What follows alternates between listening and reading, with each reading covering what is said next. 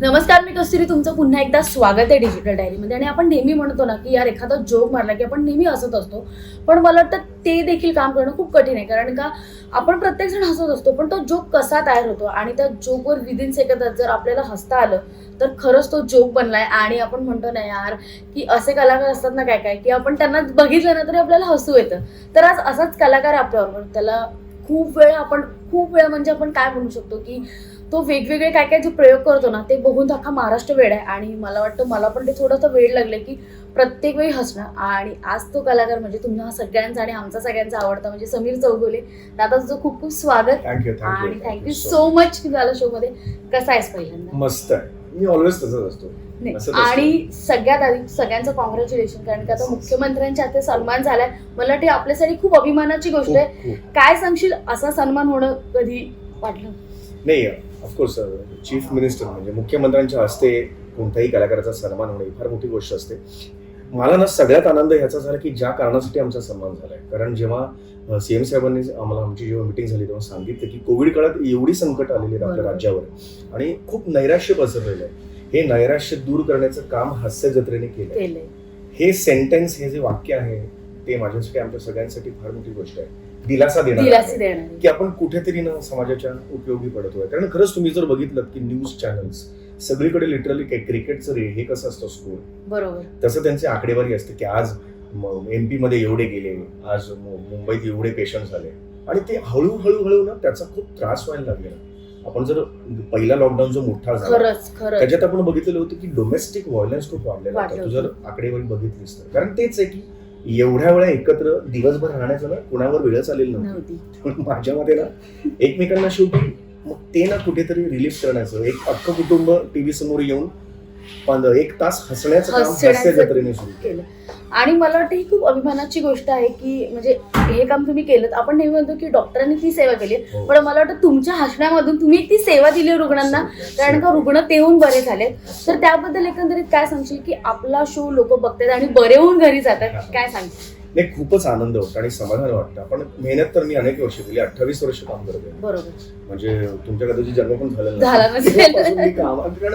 त्यावेळेला कसं असायचं, एवढा मीडिया एवढा स्ट्रॉंग नव्हता. मला आठवतं मी कॉलेजमध्ये असताना आम्हाला एकच व्हेन्यू किंवा एकच दार असायचं, ते म्हणजे व्यावसायिक नाटक. म्हणजे आम्ही INT उन्मेष तेव्हा पण होते कॉम्पिटिशन्स.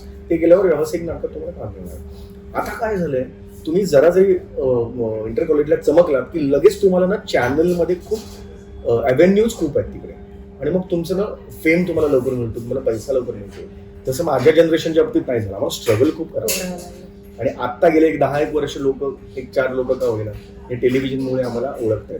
तर हे खूप समाधान वाटतं की अनेक जण आम्हाला कोविड योद्धे सुद्धा बोलतात. मी तेवढं मानत नाही, कारण हे जे इतर जण काम करणारे आहेत म्हणजे महानगरपालिकेचे किंवा डॉक्टर्स आहेत आपले, किंवा मेडिकल सपोर्ट अख्खा जो स्टाफ आहे, पोलीस आहेत, अग्निशमन दल आहेत, नर्सेस आहेत, हे सगळे जे काम करतात त्याच्यापुढे आमचं काम खरंच काही नाही आहे. तरी सुद्धा मानसिक दृष्ट्या जे खच्चीकरण सध्या झालेलं लोकांचं, त्याला आपण कुठेतरी भाग होतोय की ते सगळं दूर करण्याचं. हा फिलिंग आहे ना, ते एवढ्या वर्षात कधी आलेलं नव्हतं. काम तर अनेक वर्ष करत होतो, पण ते संकट आलं आणि हास्य जत्रा लोकांना आवडायला लागलं आणि त्याची सवय लागली. आणि मला वाटतं त्याने अजून काम करण्याची उमेद आली आहे की अजून आपण खूप मेहनतीने मस्त काम. कस्तुरी गंमत अशी आहे की हास्य जत्रेने किंवा ह्यांनी ना आम्हाला ना लोकांनी सेलिब्रिटी नाही बनवलं, आम्हाला त्यांच्या घरातला भाग बनवला. There is difference.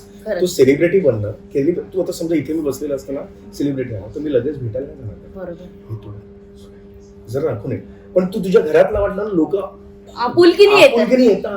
दादा माझे हे जे आहे ना, हे भाग्य आम्हाला लाभलं, ह्या शोने दिलं. त्यामुळे मी देवाचे आभार मानतो की आम्हाला लोकांनी सेलिब्रिटी नाही केलं, आम्हाला त्यांच्या घरात काही भाग घेतलं. अनेक जणांना मी त्यांचा काका वाटतो, त्यांचा बाबा वाटतो, त्यांचा मुलगा वाटतो, त्यांना दादा वाटतो.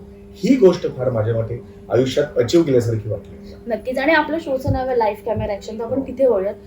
कधी वाटलं होतं की लाईफ मध्ये तू खूप नाटकं केली आहेत, तर लाईफ कधी तुझी चेंज झाली ह्या नाटकामुळे का, काय सांगशील, त्याचं काय रहस्य? तुला खरं सांगू का, मी अजिबात माझं प्लॅनिंग नव्हतं की या क्षेत्रात यायचं. इनफॅक्ट मी दहिसरच्या एका शाळेतला आहे, शैलेंद्र एज्युकेशन सोसायटी नावाची शाळा आहे. त्यात मग मी पहिल्या नाटकात जेव्हा भाग घेतलेला होता ते तर माझं डिझास्टरच हॉरंडस एक्सपिरियन्स होता. ते एक नाटक मी विसरलो होतो. म्हणजे घाबरगुंडी म्हणजे मी कापत होतो थरथर. असं एक जण असतो तो वेड्यांच्या इस्पितळात जातो असं ते नाटक होतं आणि एक जण हे करत नांगरत असतो इथून तिथे जात असतो आणि माझं पहिलं वाक्य होतं हा काय करतोय हे वाक्य सुद्धा मी विसरलो. अरे बापरे. त्याच्यानंतर मी त्याच्याही आधी हिमगौरी 7 गुटके नावाचं नाटकात काम केलेलं होतं. ऑब्व्हियसली मी सगळ्यात गुटका असल्यामुळे 7व्या गुटक्याचा रोल मला मिळालेला होता. म्हणजे ना 3ऱ्या 4थ्याचा पण मानाचा असतो. डायरेक्ट 7वा म्हणजे काहीच आपलं काही तसं काही हा बाबा बरं हुशार आहे साधारणतः पाठांतर त्याचं बरोबर त्याला नाटकात कामं द्यावी. तर त्याही बाबतीत आम्ही जरा हे होतो. त्यातल्या त्यात थोडीशी गोरी दिसणारी मुलगी तिला हेमगौरी केलं म्हणजे या लेवललाच त्यावेळेला चालायचं. तर मला नाटकात वाक्य होतं की हेमगौरी तुला पाणी देऊ का बस एक वाक्यासाठी वस्तू मी 1 महिना रिहर्सल केली. अरे बापरे. घरी असताना मी हेमगौरी तुला पाणी देऊ का खर्च म्हणतो काय करतोयस तू एक सिन्सिअरली प्रामाणिकपणा यश कधी मिळालं मला माहिती नव्हतं. नाटक सुरू झालं आणि माझ्या आधीचा जो 6वा का 5वा गुटखा काहीतरी चुकला आणि त्याने अख्खं जंप मारली. म्हणजे डायलॉगच कळत माझं नाटक बघायला घरातले सगळे माझ्या म्हणजे आता मी करू काय गेला डायलॉग ज्याची रिहर्सल मी महिनाभर करतो तो गेला. एकच डायलॉग होता. टेन्शन यायला लागलं डोळ्यात पाणी भरलं तर सगळे समोर दिसतात माझ्या घरचे कुठे आहे तुझा आम्ही हाबडे बिबडे घेऊन आलो त्यावेळेला हाबडे घ्यावे लागायचे त्यावेळेला. तर शेवटी तो राजपुत्र आला आणि राजपुत्राने सांगितलं की तुम्ही खूप मदत केली हिमगौरीला तुमचं खूप खूप आभार आणि तुम्ही सगळ्यांनी आमच्या राजवाड्यावर लग्नाला यायचंय आणि तो पडदा पडायचा. मी म्हणलं लग्नाला येऊ पण तू हिमगौरी तुला पाणी देऊ का आधी आणि मी घेऊन म्हणजे लगेच गुगली केली तिथे. हा म्हणजे ते काय सुचलं मला माहित नाही पण नंतर जर सांगू मी जवळजवळ 8 वर्ष मी शाळेत नाटकाच्या मागे नाही लागलो कारण मला घेतलं पण नाही आणि मी स्पोर्ट्समध्ये खूप पुढे होतो. मी स्पोर्ट्समध्ये त्यावेळेला लंगडी नावाचा खेळ खेळायचो आणि त्याच्या खूप मोठ्या कॉम्पिटिशन्स व्हायच्या. आता होतात की नाही माहिती हिंद करंडक नावाचं एक मोठं स्टेट लेवलची कॉम्पिटिशन असायची. त्याच्यानंतर कबड्डीचा कॅप्टन होतो मी खो खोचा कॅप्टन होतो. स्पोर्ट्समध्ये खूप मी पुढे होतो. 12वी नंतर मी डहाणूकर कॉलेजला गेलो. एम एल डहाणूकर विले पार्ला आणि तिथे लाईफ चेंज झालं कारण तिकडे मला विश्वास सुनी जे माझे गुरु होते त्यांच्यामुळे आज मी आहे म्हणजे तर ते मला तिथे भेटले. आणि नाटक ही अत्यंत सिरियसली करायची गोष्ट आहे हा विचार त्यांनी माझ्या मनात उचलला. तोपर्यंत कसं आहे ना नाटक म्हणजे काय असायचं चल ना जरा टाइमपास 2 महिने चांगला झाले काय. नाटक ही अत्यंत सिरियसली करायची गोष्ट आहे आणि नाटकामुळे तुमचं आयुष्य किंवा तुमच्या आयुष्याला एक शिस्त लागू शकते. आणि हा सगळा आणि शेवटी ना आपण मराठी माणसं आहोत की जगाच्या भेटी कुठे जा ते एक रोहिणी नीला कशी असते नीला तशी एक नाटकाची पण एक रक्तवाहिनी आपल्या अंगात असते जी अदृश्य असते आणि ती मग जागृत. आणि मला वाटतं नाटकाचा ऑडियन्सच एक वेगळा पण असतो. त्यावेळेला म्हणजे कितीची गोष्ट आहे 89-90 ची गोष्ट आहे जेव्हा मी TY आणि SY ला होतो त्यावेळेला आणि मी सलग 3 वर्ष INT बेस्ट मध्ये त्यावेळेला आणि तिथून इतकी मेहनत केली. गडकरी वाचले पुलं वाचले अत्रे वाचले दिवसभर मी लायब्ररीत बसलेलो असायचो. तेवढा अभ्यास जर मी केला असता ना त्यावेळेला अभ्यास तर मी आज वेगळा कुठेतरी गेलो पण त्या मेहनतीचं यश म्हणजे येस नक्की. आणि बघ ना आपण जेव्हा नाटक करत असतो तेव्हा ऑडियन्स आपल्या लाईव्ह असतात पण जेव्हा आपण कॅमेरा समोर फेस करतो आपल्याला माहित असतं की ऑडियन्स घरात बसून काय टेन्शन करतो तेव्हा ऍक्शन बोललं होते आणि कॅमेराला बघून काय पहिली रिएक्शन. मी खरं सांगू अजूनही पोटात गोळा येतो आणि माझ्या मते हा गोळा येणं ना ही अतिशय चांगली गोष्ट आहे. अजूनही स्किट माझं 15 मिनिटाचं का होईना मी हजारो स्किट्स लिहिली आहे आणि हजारो स्किट्स केली आहे. म्हणजे मी जवळजवळ 2-2.5-3 हजार स्किट्स लिहिली असतील आणि तेवढीच परफॉर्म केली त्याच्यापेक्षा जास्त. अजूनही एंट्रीच्या आधी जेव्हा ते 1 to होल्ड कॅमेरा तेव्हा पोटात गोळा असतो आणि माझ्या मते ज्या दिवशी हा गोळा येणं बंद होईल ना त्या दिवशी मी काम नाही करू शकणार त्याच्यापुढे. त्या दिवशी तो दिवस तो असेल ज्या दिवशी माझ्या डोक्यात हवा गेली. मला वाटतं खूप कमी कलाकार आहेत की जे असं म्हणजे बोलतात ना की माझ्या पोटात गोळा अजूनही येतो आणि मला वाटतं त्यातला एक समीर झाला. पण ते असलंच पाहिजे. हे क्षेत्र का निवडलं तुम्हाला जर चॅलेंजेसच नसतील कळलं तर मग हे क्षेत्र का निवडलं. तर मला असं वाटतं की तो गोळा प्रत्येकाच्या पोटात आला पाहिजे. 10 मिनिटाचा आज 10 मिनिटाचा पूर्वी अगदी खरं सांगू का मी हास्यजत्रेने एक गोष्ट बदललेली आहे. पूर्वी काय व्हायचं ना अनेक वेळेला इव्हेंट्स असायचे ना वेगवेगळे किंवा डान्सर्सना मध्ये चेंजिंग करायला वेळ मिळाला म्हणून स्किट ठेवायचे. हा क्रायटेरिया ना हास्यजत्रेने कुठेतरी बदलला. किंवा ह्या सगळ्या कार्यक्रमात की नाही आता स्किट लागतात महत्वाचे. आम्ही फक्त एक 200 वेळ मिळाला म्हणजे मध्ये एक स्किट टाक असं नाही हल्ली होत. हल्ली प्रॉपर स्किट लिहून नाही हे पाहिजे यांचं स्किट महत्वाचं आहे. हे लोकांचा बघण्याचा दृष्टिकोन बदलला. लोकांना कळलं की 10-15 मिनिटं जरी असलं ना तरी ते एवढं सोपं नाही. त्यासाठी प्रचंड मेहनत असतं. म्हणजे काल आम्ही तुला माहितीये का कालचीच गोष्ट आहे. उद्या आता आमचं शूट आहे. काल दुपारी 3ला आम्ही झूम मीटिंग सुरू केली आमची. तर तरी 10:30 पर्यंत होती. 7.5 तास मीटिंग होती. तेव्हा जाऊन 5 विषय निघालेत. एक विषय अजून निघालेच नाही. तुम्ही जे म्हणता ना एवढे विषय आम्ही कसे काढतो खूप प्रचंड मेहनत असते त्याच्यामध्ये. 8-8 तास आम्ही झूमवर बसतो. डोळ्याशी ना हे होतात झूमवर बसून गरगरायला लागतं की म्हणजे प्रेक्षकांना काय आवडेल. नवीन सतत वैविध्य खूप आहे ना आमच्या कार्यक्रमामध्ये. असं नाहीये की बाबा आमच्याकडे दर वेळेला तुला नवीनच त्यामुळे त्याला पर्याय नाही. आणि गंमत कशी आहे कस्तुरी गाणं असतं ना गाणं ते तुला एखाद्या कार्यक्रमात तू म्हटलंस तेच गाणं महेश काळेने म्हटलं तेच गाणं दुसऱ्या मोठ्या गायकाने म्हटलं कुणी म्हटलं आर्या आंबेडकर म्हटलं कुणी हे छान घाललं तू. कॉमेडीचं तसं नाही. कॉमेडीला तुला एकाने एकदा जोक केल्यावर तो जोक तुला तुला नवीनच लागतो. त्यामुळे हे प्रचंड कठीण आहे कॉमेडी करणं.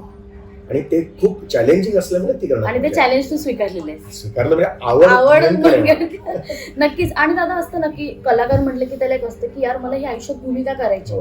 आणि मला वाटतं चार्ली चॅप्लिनची भूमिका जी तू केलीस ती अफाट होती. आणि खरंच प्रेक्षकांना असं वाटलं की खरंच चार्ली चॅप्लिन आपल्या समोर आहे का. पण जेव्हा तुला ते कळालं की तुला ती भूमिका करायची किती दडपण होतं मनावर. मी दडपण होतं. मी ऍक्च्युली ही सेकंड टाइम केली होती. याच्या आधी कॉमेडीचे बुलेटर नावावर आमचाच कार्यक्रम होता. कलर्स वाहिनीवर होता. तर त्यावेळेला पहिली केलेली होती. पण चार्ली करणं ना भयंकर कठीण आहे. एक म्हणजे फिजिकल चॅलेंजिंग खूप आहे चार्ली करणं. कारण चार्ली हा एकही क्षण शांत नसतो. त्याचं तो दुसऱ्याचं सुरू असताना सुद्धा त्याचं ते हे सुरू असतं. It is very tiring. आता मी जवळजवळ 47-48 वर्षाचा आहे. तर या एजला मला चार्ली करणं चॅलेंजिंग होती. कारण 4 वर्षापूर्वी मी तिकडे गेलेलो. आणि चार्ली कसं आहे तुझ्या पायातून उडी मारायला लागते तुला डोक्यावर उडी मारायला लागते. त्याची प्रॅक्टिस मी करतो. आता समजा कळलं की 4 दिवसांनी चार्ली करायचंय 4 दिवस पायाचे व्यायाम थोडे. कारण फिजिकल प्रचंड आहे चार्ली. आणि माझा देव आहे चार्ली. तू जेव्हा देवाची भूमिका करतोस त्यावेळेला एकतर डिझास्टर होऊ शकतं बरोबर किंवा काहीतरी प्रयत्न चांगला झाला असं होऊ शकतं. तर लोकांना असं जरी वाटलं असेल की हा थोडा जरी चार्ली चॅप्लिन सारखा वाटला तरी माझ्या जीवनाचं सार्थक जर असं मी म्हणेन. कारण तो एक निव्वळ आनंद आहे. म्हणजे 3 देव आहे चार्ली चॅप्लिन, रोवन हॅटकिन्सन म्हणजे मिस्टर बीन आणि पु ल देशपांडे. मी लिखाणावर माझ्या पु ल देशपांडेंचा आय डोंट नो पगडा आहे किंवा काय मला त्यांची शैली प्रचंड आवडते. आणि मी स्वतःला एवढा भाग्यवान समजतो की आयुष्यात मी 2 मोठी नाटकं केली पु ल देशपांडेंची. एक वाऱ्यावरची वरात जे श्रीकांत मोघेंनी बसवलेलं जे ओरिजिनल आणि त्यांचेच रोल मी त्याच्यात करायचो सगळं. आणि दुसरं म्हणजे व्यक्ती आणि वल्ली कमाल नाटक. तर त्याच्या दोन्ही नाटकांना मी खूप भाग्यवान समजतो की ती मला करायला मिळाली. तर हे 3 माझे देव आहेत. त्या देवाचीच भूमिका जर तुला करायला मिळाली उद्या एखाद्या तगड्या मोठ्या याला छत्रपती शिवाजी महाराजांची जर भूमिका करायला मिळाली तो आनंदच होईल. आणि त्याचं दडपण असेल. कारण महाराजांची भूमिका महाराज म्हणजे कोण आहे देव आहेत आपले. तर त्यांची भूमिका करणं हे वेगळं दडपण असतं. तसंच चार्लीच्या बाबतीत झालं. पण ना आमच्याकडे हे चार्ली मी केला हे काही माझं एकट्याचं यश नाहीये. याच्यात सगळ्यांचा हातभार आहे. ती जी सर्कस आम्ही उभी केली हास्य जत्रामध्ये त्याच्यामध्ये सगळ्यात मोठा हात आहे तो आमच्या थिंक टँकचा. म्हणजे आम्ही जेव्हा ठरवतो स्क्रीन प्ले का असावा. कारण त्याच्यात डायलॉग एकही नाही पण त्याच्या स्क्रीन प्ले काय काय होईल गोष्ट काय असेल त्याची. म्हणजे सचिन मोठे सचिन गोस्वामी ज्यांना आम्ही 2 पिलर्स म्हणतो आमच्या युनिव्हर्सिटीज आहेत त्या 2. आणि तर त्यांच्या सगळं हे त्याच्यानंतर म्युझिक अमीर हडकरचं खूप मोठा वाटा आहे. इतर जे कलावंत आहेत त्याचा वाटा आहे. त्या चार्लीचं यश हे फक्त समीर सुगलंच यश नाही त्याच्यामागे अख्ख्या हास्य जत्रेच्या टीमचं यश आहे. तर त्यामुळे ते केल्यानंतर जो रिस्पॉन्स आला तो भूतून भविष्यात होता. I can just tell you that. म्हणजे तो अविस्मरणीय आणि न विसरता येणार. काहीतरी आपल्याला कधीतरी असं दुसरी आयुष्यात आपल्याला वाटतं की समाधान वाटतं काहीतरी ना आयुष्यात केलं ते. आणि आपण आपलं समाधान असतं ते दाखवण्यासाठी कधीच नसतं. एकटं बसलेलं असताना यार नुसतं चार्ली मेहनत केली एक जे समाधान असतं ना ते त्या याने दिलं. आणि मला वाटतं जेव्हा तू ती पोस्ट टाकलीस ना चार्लीची, लोकांनी इतकं हे केलं की म्हणजे मला वाटतं ती भूमिका बघण्याआधीच लोकांना कळालं की तू अफाट काम करतेस. आणि दादा आता नाटकाचा विषय निघालाच आहे, पुन्हा जर तुला एकदा नाटक आलं, पण तू जे केलेलं नाटक आहे त्यातली जर तुला कोणती भूमिका करायची असेल तर ती कोणती असेल? म्हणजे मीच केलेलं नाटक, तूच केलेलं नाटक किंवा एखादं नाटक पुन्हा करायचं असेल. येस. मध्यंतरी एक नाटक आलेलं श्रीबाई समर्थ नावाचं, निर्मिती सावंत, मी अरुण नलावडे यांचं नाटक होतं. राजेश देशपांडे यांचे लेखक दिग्दर्शक होते, वनिता खरात होती आमची. बरोबर. त्या नाटकाने मला अनेक प्राइज दिली, म्हणजे शासनाचं रौप्य पदक दिलं मला. ते नाटक जर परत आलं मला खरंच करायला आवडलं. त्यात मी 3 ते 4 भूमिका करायचो वेगवेगळ्या, तर ते जर नाटक आलं तर मला करायला आवडेल. आणि ऑफकोर्स माझे सगळ्यात ऑल टाइम फेवरेट नाटक आहे वस्त्रहरण. वस्त्रहरण नाटकामध्ये मी अनेक प्रयोग केलेले आहेत आणि त्याच्यात मास्तरची जी भूमिका आहे ती आता केलेली आहे, तर ते एक मला करायला. तर मला वाटतं त्या भूमिकेची थोडीशी झलक झाली तर नाही, मास्तर जो आहे ना त्या भूमिकेची झलक नाही मी तुला देऊ शकत, कारण बाकीचे सगळे ते बोलणारे आहेत, पण मास्तर जो आहे तो पूर्ण तालिमीतला मास्टर आहे तो. ओके. तर मी अशी तुला झलक नाही दाखवू शकत. झलक तुला पाहिजे तर दुसऱ्या गोष्टींची मी देऊ शकतो. ओके, चालेल. तर मग ऑडियन्स आपण ती झलक बघणार आहेत कोणती काय आहे ते. तर दादा आपण नेहमी बोलतो ना की यार मी आता इतकं काम केलंय, पण एक गोष्ट असते की यार कोण आपला एक जबरा फॅन असतो, किंवा आपण एक म्हणतो तसं तुझ्याबद्दल काय झालं की म्हणजे जबरा फॅन की तर काही करू शकतो तुझ्यासाठी, किंवा म्हणतो ना की फॅन यार असा फॅन मी कधी पाहिलंच नाही रे? नाही, आहेत खूप जण. म्हणजे मला आठवतंय की एक फॅन आहे माझा पुण्यातला, मी त्याचं नाव नाही सांगू शकत फॉर द रिझन्स, मी तुला रिझन्स तुला कळेल, की त्यांनी मला दिवशी फोन केला. खूप मोठा फॅन आहे तो पुण्यातला, इज अ फोटोग्राफर, आणि त्यांनी मला फोन करून सांगितले की I owe my life to you, कारण मी काल आत्महत्या करायला गेलो.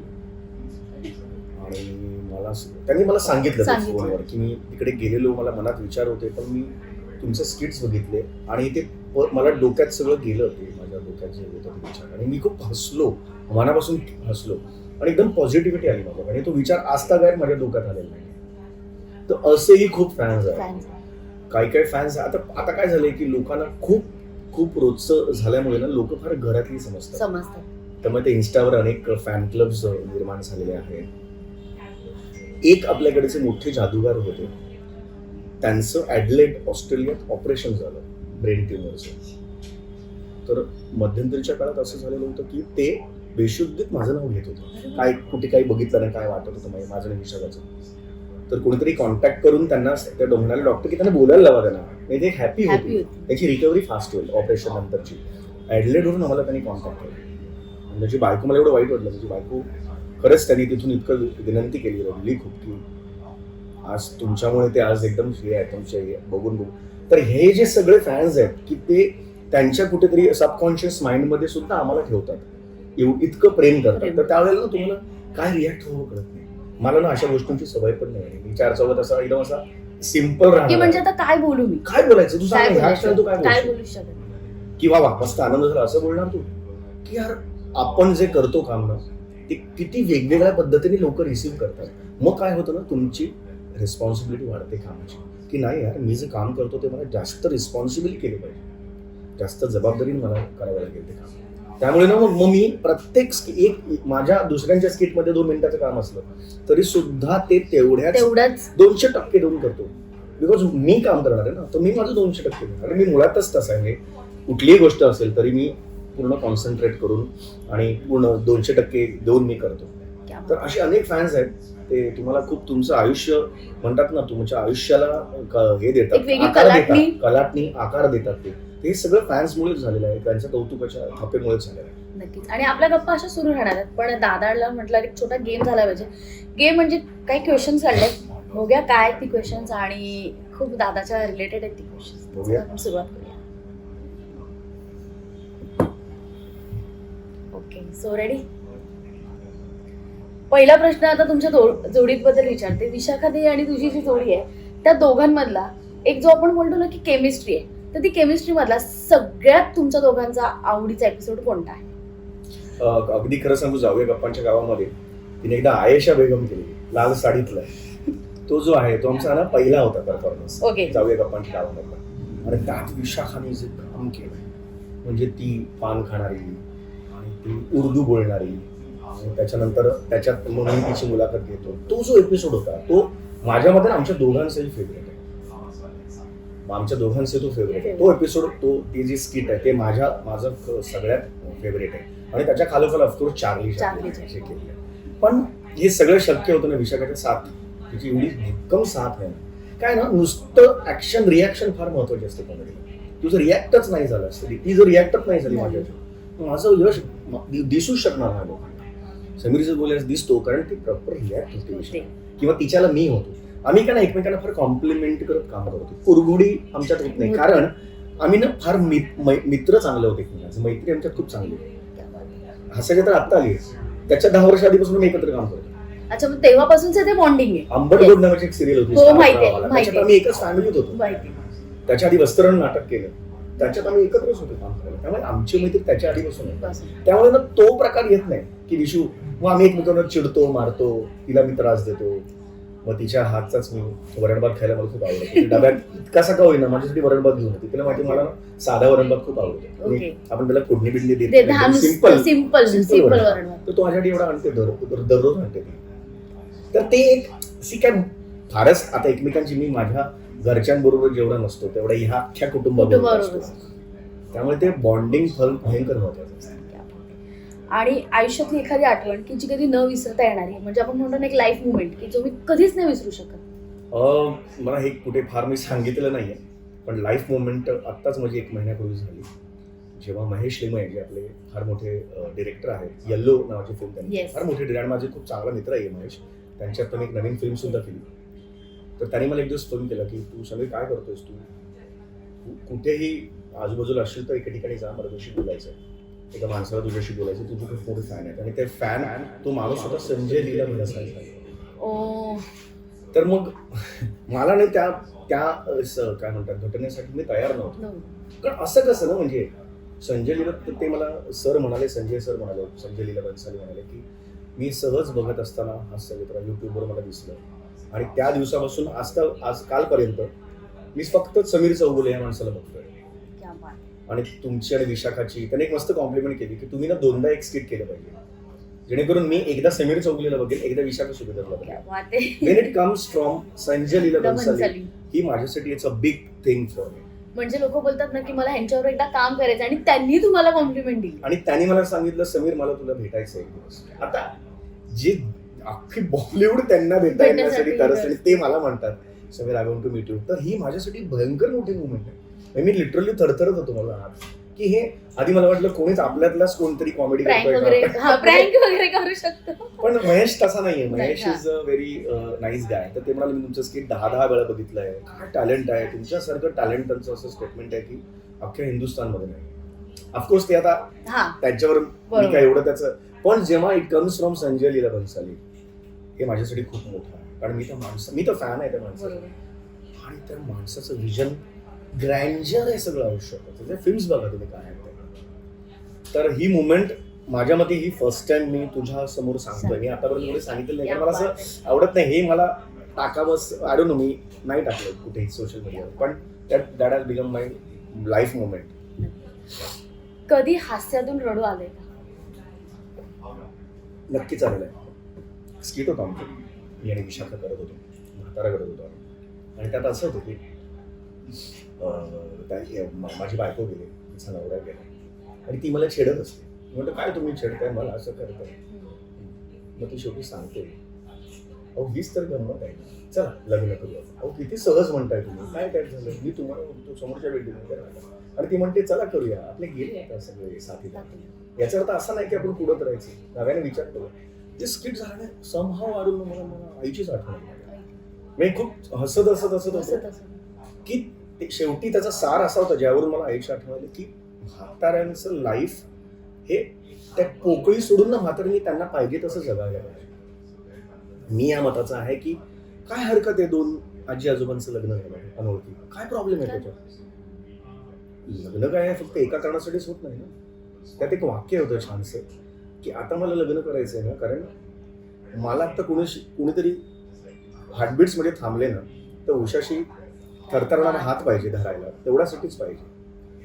औषधं घेतलीस का असं सांगण्यासाठी मला पाहिजे कोणतरी. मला दुसरी काहीच अपेक्षा नाही तिच्याकडून साथीदारापासून.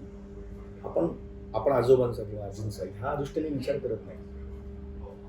घाई आपल्या करिअरमध्ये आपण कोणी मुद्दामून करत नाही किंवा मुद्दामून करतही असतात. पण हा जो विचार आहे तो आडून असं मला असं वाटलं की आईची आठवण आली, मधून डोळ्यात पाणी चाललं माझ्या. पण आई जाऊन माझी जो 15 वर्ष झाली आता, तिचं एज नव्हतं जाण्याचं तरी सुद्धा ती हार्ट अटॅकनेच गेली आमच्या घरी. तेव्हा एकदम असं हल्लं होतं की यार आपण हे करतो पण आपलं एक ती खपली असते ना, ती का कोण जाणे, काही संबंध नव्हता कोणाची. पण ते म्हातारांचं स्किट करतात, ते बेअरिंग आणि ते शेवटचे डायलॉग्स ह्याच्यातनं कुठेतरी आपसुकपणे ते ओपन झालं ती जखम. पण नंतर मी सावरलं सगळ्यांनी. पण असं अनेक वेळेला होऊ शकतं की तुम्ही स्वतःला रिलेट करता किंवा कधी कधी इतकं प्रेम मिळतं लोकांचं की पाणीच येतं डोळ्यात. ते दुःख नसतं, पण यार आता काय करू, ही जी जबाबदारी वाढण्याची जाणीव असते ना, अरे चांगलं केलं पाहिजे रे, पण अजून काय करणार, अजून काय करायचं बाकी, हे जे सतत विचार येत असतात त्यामुळे ना खूप असं कधी कधी प्रेम बघून भारून जायला होतं. नक्कीच. आणि दादाचे तर जोक्स आपण नेहमी बघत असतो, पण त्यातल्या त्याचे जे आवाज असतात ना की ते मला वाटतं प्रेक्षकांना वेळ लावले. तर आता दादा ते आवाज आपल्याला काढून दाखवणार आहे आणि मेक करून सांगणार आहे, बघूया दादा कशा पद्धतीने, म्हणजे तिथे तर काय होतं पण इथे बघा काय होते. सगळ्यात आधी जो सगळ्यात फेमस झालेला होता, मोबाईल व्हायब्रेट होतो तो आवाज. काय माहिती बॅकग्राऊंड तुला सांगतो मी, असाच मोबाईल लोकांना ना कळायचं नाही मोबाईल कोणाचा. आता तू जर इथे असशील ना 3-4 जणांचे मोबाईल, तर कोणाचा व्हायब्रेट होतो तुला कळणारच नाही. बघ मोबाईल तू ठेवलास ना खाली, क्या बात आहे. हा एक टोन आहे, दुसरा टोन असा आहे बघ, आणि मी त्याच्यावर कॉफी विफी पिऊ शकतो. त्यामुळे माझ्याकडे तो संशयच यायचा नाही तुम्हाला. बघ कमाल. दरवेळेला कुणाचा चेक करायची. आता आणि नंतर आवाज तुम्हाला वाटतं नोकियाचा फोन होता माहिती, छोटा, त्याचा तसा आवाज यायचा त्याचा. क्या बात आहे. म्हणजे पूर्ण कन्फ्युज की तिथे काही करत तुम्ही. हे सगळे टाइमपास आहेत रे, हे सगळे टाइमपास लोकांना आता इतके आवडायला लागले. क्या बात आहे. आणि त्यानंतर माझं तरी फेवरेट दारावरची बेल.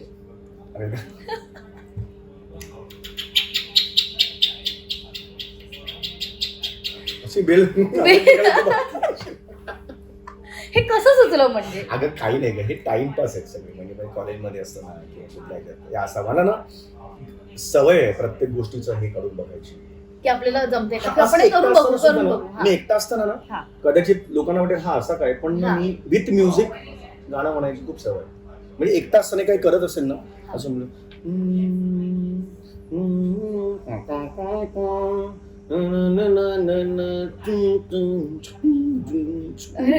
असं ना मला सवय विथ म्युझिक म्हणायचं. तर ती कुठेतरी ना आवाज काढण्याची सवय आली. तर ते लोकांना आता इतके आवडायला लागेल. तो सनईचा आवाज, तो दाराचा आवाज, लोक मला बाप रे, लहान लहान मुलं ते मला तो व्हिडिओज आहेत दर 2 दिवसाला येतात की समीर सर मुलाने काढले, ते काढतात, आवाज काढतात. आणि आता दरवाजा उघडता, ते तर मला वाटतं की दरवाजा उघडताना लोकांना ते ऑफिसचं स्किट आहे माझं. तर मी काय केलं ना, ते आवाज तिकडे तिकडेच काढतो. तर दरवाजा जोडतो आणि तो दरवाजा किती जुना आहे त्यावर जाऊ जातो. आणि आपण किती घरी पण असतो आणि आपली आई मागून, अरे हा दरवाजा बदला, ह्याचा आवाज बघा. आणि सगळ्यात लास्ट, आणि मला वाटतं की ते मला तरी खूप हसू येतं, यया करून हसणं. अरे काय तुला खरं सांगू का, हे सगळं हे मॅडनेस आहे ना, त्या कॅरेक्टरला मॅडनेस लागतो. मी बोलत माझं एक नेहमीच आहे तिकडे. नमस्कार, स्वागत आहे तुमचं माझ्या आवडत्या कार्यक्रमात, ज्याचं नाव आहे जाऊया गप्पांच्या गावात. रसिक, तुम्हाला तर कल्पनाच आहे, या मंचावर आम्ही विविध मान्यवरांना बोलवतो आणि आम्ही त्यांची मुलाखत घेतो, त्यांना जवळून जाणून घेतो. हे त्याच्यात असं आहे की आता मजा आहे माणसाची, हे आहे त्याच्यात. बापरे, इतकं हसली आज, म्हणजे आपण नेहमी टेलिव्हिजनवर हसत असतो पण आज मी लाईव्ह हसले. तर दादा, आमच्या सिरीजचं नाव आहे लाईव्ह कॅमेरा ऍक्शन. तर एका शब्दात जर तुला हे वर्णवायचं असेल तर ते काय असेल? मला असं वाटतं की तुमचं लाईव्ह कॅमेरा ऍक्शन हे तुम्हाला आयुष्यात सतत पॉझिटिव्ह आणि अलर्ट राहा असं सांगतं. कारण आपण जेव्हा कॅमेरा ऍक्शन म्हणतो तेव्हा आपण कुठलाही कलाकार असा होतो, अलर्ट होतो. तर ते एक फिलिंग येतं पॉझिटिव्ह. येस, त्या क्षणाला लाईव्ह कॅमेरा ऍक्शन जेव्हा आपण म्हणतो त्या क्षणाला मला माझ्या डोक्यात कुठलाही दुसरा विचार नसतो, माझे टेन्शन्स दूर असतात, मला फक्त पॉझिटिव्हली काम करायचं असतं. तर मला असं वाटतं की हे तुमचं खूप पॉझिटिव्ह आहे ही जे आहे, आणि ते तुम्ही लाईफच्या ऐवजी तुम्ही लाईफ घातलेलं आहे. सो मला असं वाटतं, माझं असं इंटरप्रिटेशन आहे की आयुष्य असं जगलं पाहिजे, फार पॉझिटिव्हली आणि अलर्ट होऊन जगलं पाहिजे. आणि जे विसंगती आहेत, जे छोटे मोठे विनोद होतात ते टिपत राहिले पाहिजे. त्यासाठी तुम्ही अलर्ट असणं खूप गरजेचं आहे. बरोबर. आणि दादा थँक्यू सो मच. तुला कसं वाटलं आमच्याशी इंटरव्ह्यू? खूप मजा आली. मुळात हा इंटरव्ह्यू वाटलाच नाही, नाहीच ऍक्च्युली. ह्या गप्पा वाटल्या. कारण मला म्हणजे ते तर आपल्याला आयुष्यात किती संकट आले वगैरे, मला असे इंटरव्ह्यू मला तर जमत नाही, कारण मी तेवढा मोठा नाही. आणि आम्हाला पण कसं फन पाहिजे, की मजा आली पाहिजे, प्रेक्षकांना पण मजा आली पाहिजे, छान गप्पा मारल्या पाहिजेत आपण. तर तशाच वाटल्या. तुमचे 2 क्रूज आहेत, त्यांना सुद्धा थँक्यू सो मच की फार कम्फर्टेबली मला फील तुम्ही करा. नक्कीच थँक्यू सो मच. आणि येस, हा व्हिडिओ आवडला असेल तर नक्की कमेंट करून सांगा, कारण का खूप जण आम्हाला नेहमी बोलायचे की समीर दादाची व्हिडिओ करा, समीर दादाची व्हिडिओ करा, आणि फायनली आलेली आहे. तर नक्की कमेंट करून सांगा कशी वाटली. आणि येस, असेच नवीन व्हिडिओ पाहण्यासाठी आमच्या चॅनल लाईक करा, शेअर करा आणि सबस्क्राईब करा. थँक्यू. बाय.